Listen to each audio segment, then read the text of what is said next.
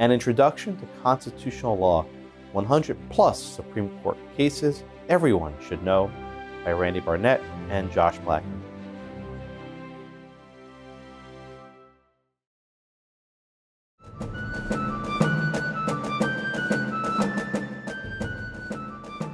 New York v. United States, 1992.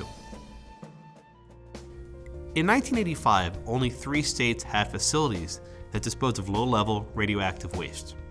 In response, Congress enacted a law that created incentives for states to provide for waste generated within their borders. The most severe incentive was the so-called take title provision. If a state cannot provide a disposal facility, the state must take title or ownership of waste generated by private parties in the states. Furthermore, the state would be liable for all damages that result from the waste. New York challenged the constitutionality of this law.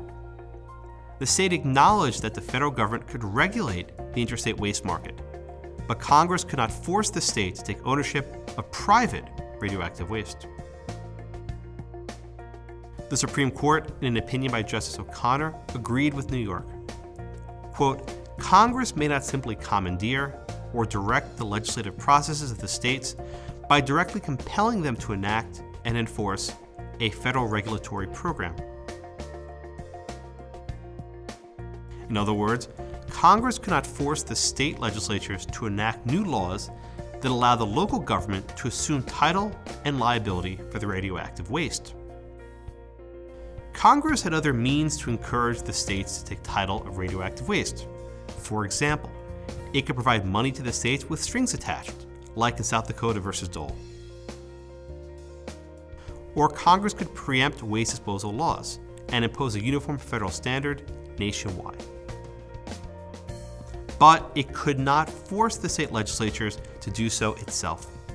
Justice O'Connor recognized the importance of federalism in our system of government. Quote, the Constitution divides authority between federal and state governments, she said, for the protection of individuals. The commandeering line of cases, including New York, are often described as 10th Amendment cases. It provides, the powers not delegated to the United States by the Constitution, nor prohibited by it to the states, are reserved to the states respectively or to the people. Study guide. Is the 10th Amendment relevant to the court's analysis? Justice O'Connor says it's not relevant directly, at least. The 10th Amendment likewise restrains the powers of Congress, she says, but this limit is not derived from the text of the 10th Amendment itself, which, as we've discussed, is essentially a tautology. Let's discuss what that means. The 10th Amendment has 3 premises. First, we ask if a power is delegated to Congress.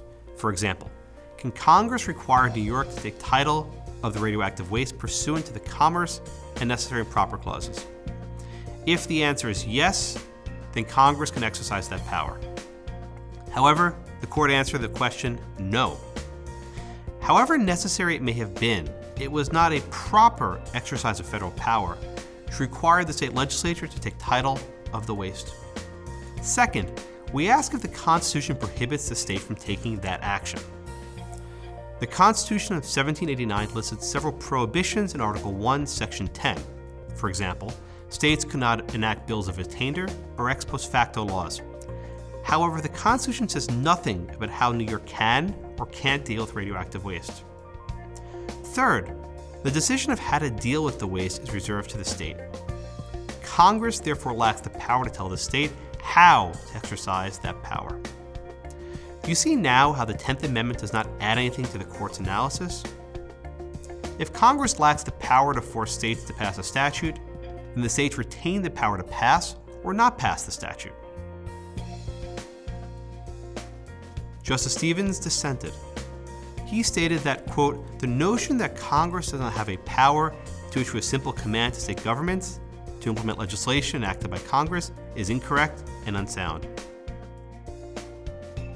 He added that there is no such limitation in the Constitution. Study guide. Is there any textual support for the anti-commandeering principle? The answer may be found in the Necessary and Proper clause. New York implicitly stands for the proposition that while the take title provision may be a necessary means to regulate the interstate waste market, such an intrusion into state sovereignty by requiring a state legislature to legislate is not a proper exercise of federal power.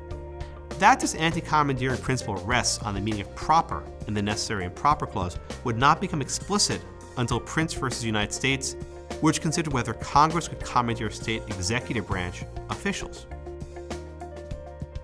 This distinction between necessary and proper then makes its next appearance in the Affordable Care Act case, NFIB versus Sebelius, 2012.